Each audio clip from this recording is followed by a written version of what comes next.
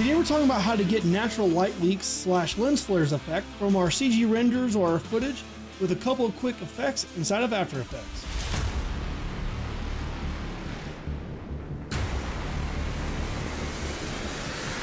Hey, what's up guys, Ryan here. Welcome back to the tutorial, and today we're talking about making our own lens flares slash light leaks from, you can do it with motion graphics, CG footage, and all that stuff. And then just a quick little nice technique to get a little bit of secondary motion and kind of get that natural lens occurrences that happens with light leaks and stuff like that that we don't need to purchase and we'll make ourselves. So let's go ahead and jump into After Effects and take a look at this project that you might have seen from other tutorials. But yeah, let's jump right in and get it going. All right, cool. So here's a project file from an older project where we have this safe. Let me go ahead and set this to half really quick. We have this safe that transitions and goes into a kind of like a lobby of a bank. So what we want to do is we want to be able to get the highlights from this footage, kind of like what we'd get from natural lens flares, and kind of give it that light leaky sort of effect. So the first thing I'm going to do is let me actually show you what this whole footage looks like. Because right now I have a mask on this that's focusing on this safe and it comes into the center. But what we're going to do is, let me go ahead and duplicate this footage. And let's take all the effects off. And let's solo it real fast. I'm going to take the mask off so you can actually see the scene behind it. And so what I did is I made a matte in 3D to kind of give us some transparency, and I knew I was going to mask the rest of this out. But the nice thing with having this extra stuff around here with these bright areas is that's what we're going to use to make our light leaks and lens flare. So let's go ahead and jump into this real quick and let's get it going. So in this example, I'm able to do this with just a single render.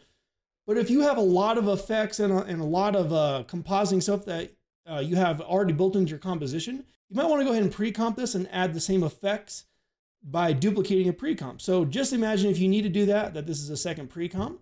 Well, let's go ahead and start adding some of the effects. So what I want to do is I want to start to get the highlights. So what I'm going to do is I'm going to add a levels effect. And let's just start crushing this to get our highlights. And I'm going to just bring the blacks in. And, don't worry if your footage kind of gets crushed right now. We'll worry about that in just a second. All right, cool. And so we'll kind of start with something like that. And I could have used the Phoenix Crush preset because now we're getting some of that oversaturation. But instead, what I'm going to do is I'm just going to add a CC composite. And now we're back to where we started. But what we actually want in the composite original is we still want the color. So I'm going to set this to color. So now we have this black and white image. We have our highlights, but we don't have any of the oversaturation. So the next kind of effect that's going to sort of start to get us our light leaks effect is let's use a radial blur.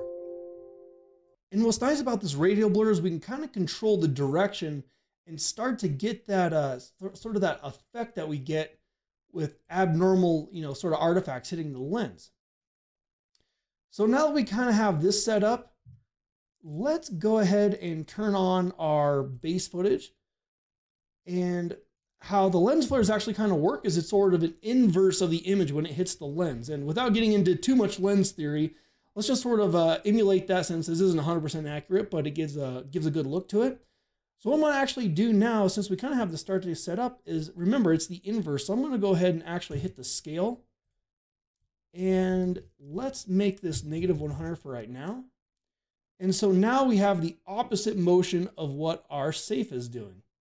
So already you can kind of see what we're getting here. And let's go ahead and scale this up a little bit more and sort of put it in position. So right there looks nice.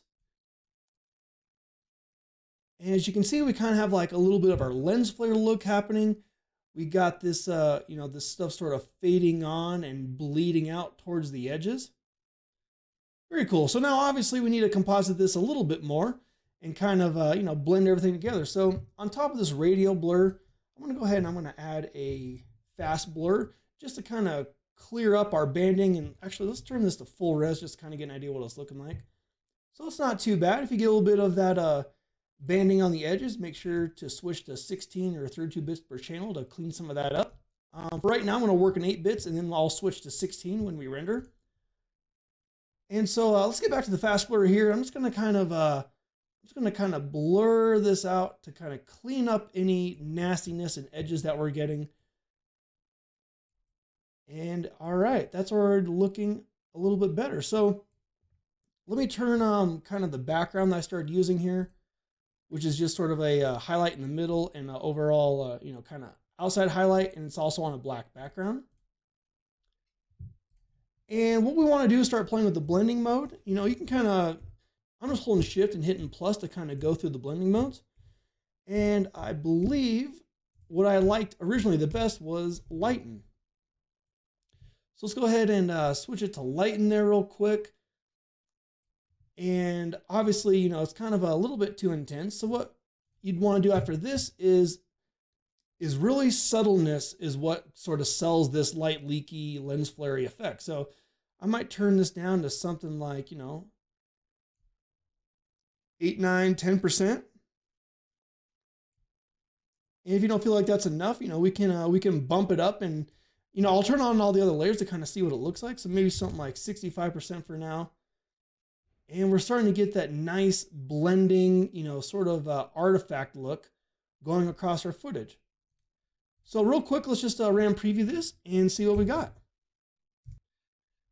All right, cool. So we, you know, we got some nice little secondary motion happening there. Obviously, you know, once we kind of, you want to keyframe it and adjust it to where we sort of, once we get inside the safe here or whatever your scene is, you want to make sure it's looking nice.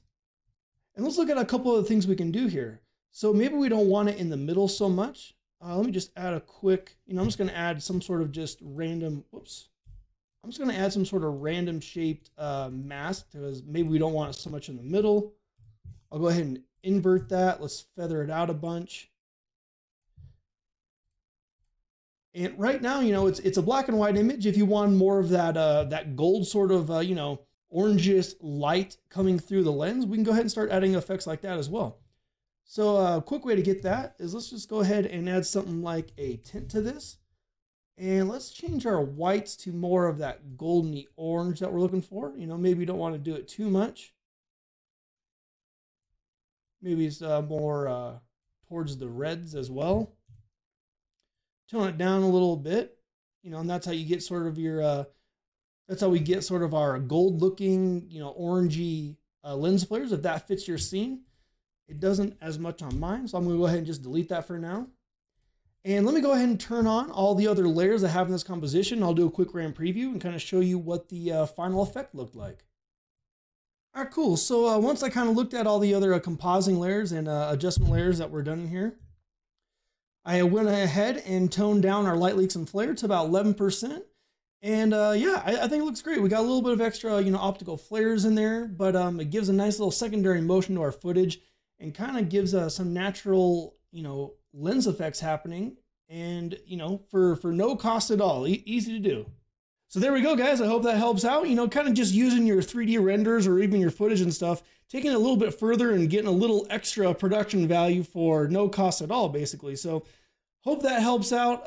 Have a great weekend. And as always, I'll see you in the next tutorial or the next live stream over the weekend. So have a great one, and I'll see you then.